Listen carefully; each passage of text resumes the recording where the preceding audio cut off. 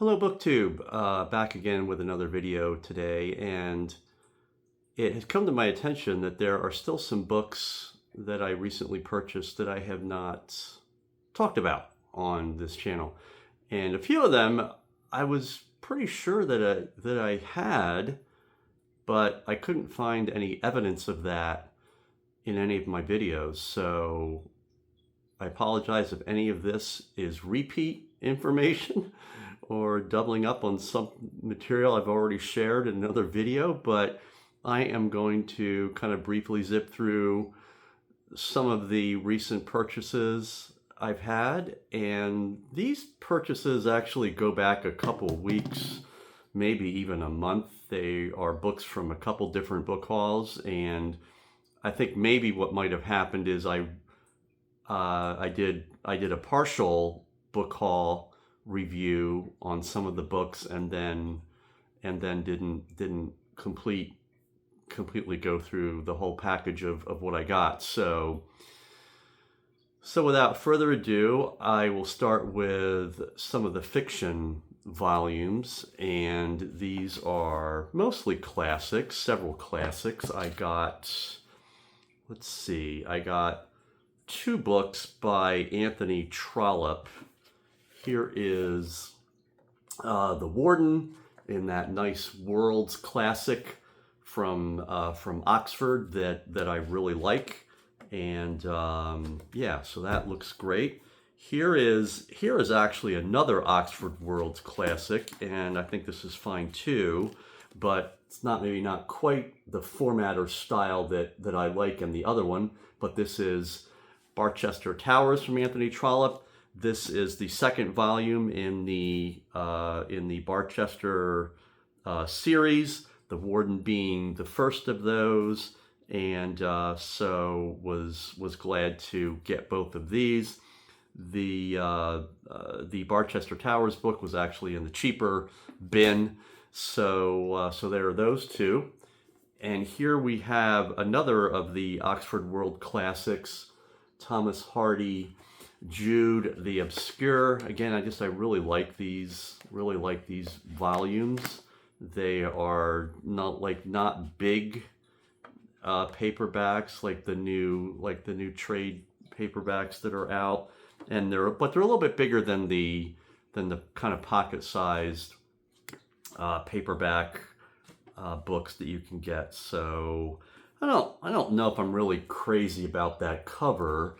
Maybe because Thomas Hardy is sort of known for his rural novels and the nature and the more agrarian, if that's even the right term, kind of backdrop for his novels. And this looks much more like an urban setting. And maybe that's where this book takes place. I don't know. So anyway, so there's Jude the Obscure from Thomas Hardy. I have been slowly kind of rounding out my Thomas Hardy collections. And the last among the more classic kind of literature I got here is Heart of Darkness by Joseph Conrad. I once owned this book, and I guess I must have unhauled it, and I'm not sure why, but something has sort of triggered my interest in this book again. It's less than 200 pages. The Heart of Darkness is actually only about 117 pages. There's another another story included called The Secret Sharer. So again, Heart of Darkness by Joseph Conrad. And I guess this is this is a classic, more of a modern classic. After reading The Hobbit in April and liking that, I decided maybe I would see what I could get from the used bookstore in terms of the Lord of the Rings trilogy. And so I went with part one, The Fellowship of the Ring. In hindsight, I am not super crazy about this cover. as it obviously is based on the movie tie-in. But anyway, didn't cost me much to get this. So if I want to continue with reading the Fellowship of the Ring, then I'll just, obviously starting with volume 1 here. So that takes care of the fiction books, and now I will go to some of the nonfiction history that I picked up. Okay, this one is called Strangers in the Land, Patterns of American Nativism, 1860 to 1925 by John Higham. Have never heard of this book, have never heard of this author. Let's see when it was written in 1969, looks like. And obviously given issues and the fervor around immigration these days, I've always thought it made sense to have more of a background of how concerns about immigration and rises of nativism sentiment in the country has responded to fears related to immigration and feelings about who can be in the country and who can't, and who gets to be an American and who doesn't. So again, this is a completely new book to me, and I know there are newer books about immigration that follow the same pattern in terms of looking at more of the history. But this is an older book, and runs up through 1925, which I know was when a new host of immigration laws were passed. And interestingly, the book starts in 1860 as opposed to 1850, which would have included the rise of the American Party prior to the Civil War, and which also sort of helped split the Whig Party. But anyway, happy to have this volume here. This next book, again, this is also totally new to me. This is called The Last Days of Innocence, America at War, 1917 and 1918, by Meirion and Susie Harries. These are British authors, but this is a study of wartime America in World War I, and in particular a focus on the suppression of dissent when America enters into the war, and some of the other anti-democratic measures that were put in place and how people dealt with that. So again, kind of relevant, and not a book that I had ever heard of, but very happy to add that to my collection and maybe start reading it soon. Here is a book that I heard mentioned on John's channel, Must Read More. He was mentioning this recently, and I didn't think, of all the Lincoln books, I didn't think I had this one. This is David Herbert Donald's Lincoln Reconsidered, Essays on the Civil War Era.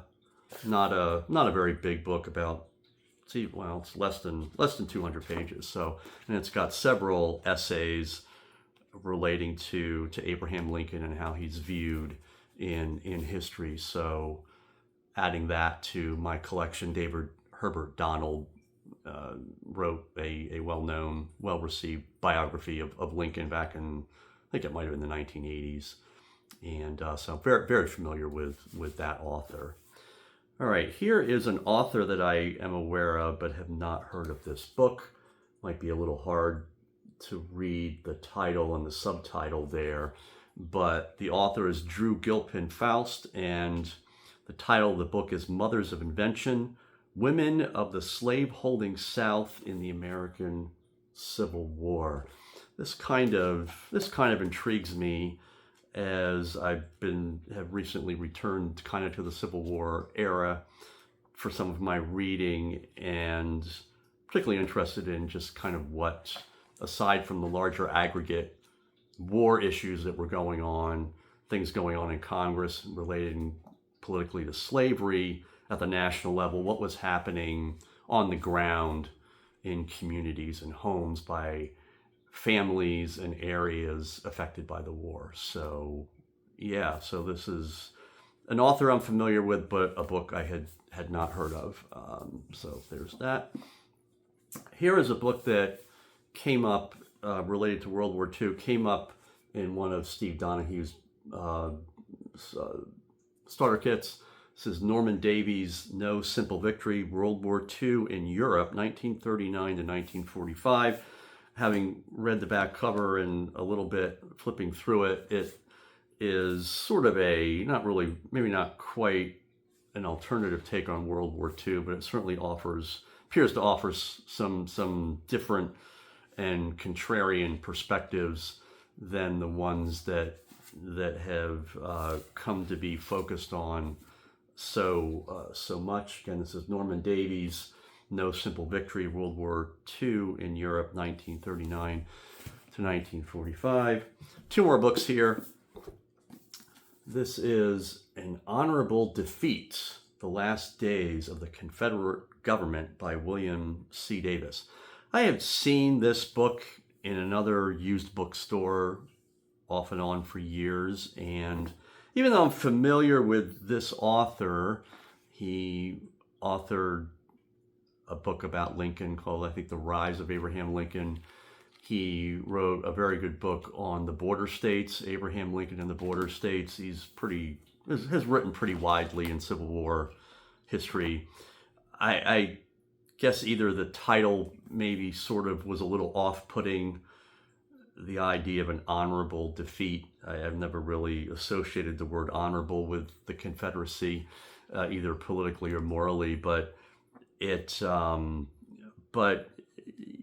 again, I guess my interests are expanding a little bit. This is a perspective of the war that I don't know much about, and so for whatever reason, after several years of seeing this book in used bookstores, it sort of tickled my fancy and looks kind of interesting. So yeah, maybe worth a read, and so I'll check it out. And finally, we have, on this related topic, Father Abraham, Lincoln's Relentless Struggle to End Slavery by Richard Striner. This is an author and a book that was at least a little bit familiar with, and or at least had remembered hearing about it or seeing it, and but have just never really been sufficiently inspired to buy it, or at least buy it new. But again, seeing it in the used bookstore, I thought this was worth a pickup. It's a nice flappy, paperback copy. The font size looks pretty readable, so an important consideration of someone of my approaching age and eyesight. So anyway, there you have it. Some of the used books I've gotten in the last month or so that I hadn't gotten to talk about yet here on Booktube, and but coming up someday, I will have to do the Mother of All Book Haul videos based on the 21 books that I bought from a used bookstore on Sunday. So that's coming up sometime soon.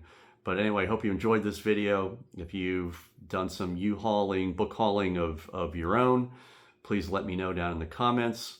Or if you've gotten some new books, I would like to hear about that too. And just let us know whatever you're reading and whatever you're interested in these days. Thanks for watching, and I will see you later. Bye-bye.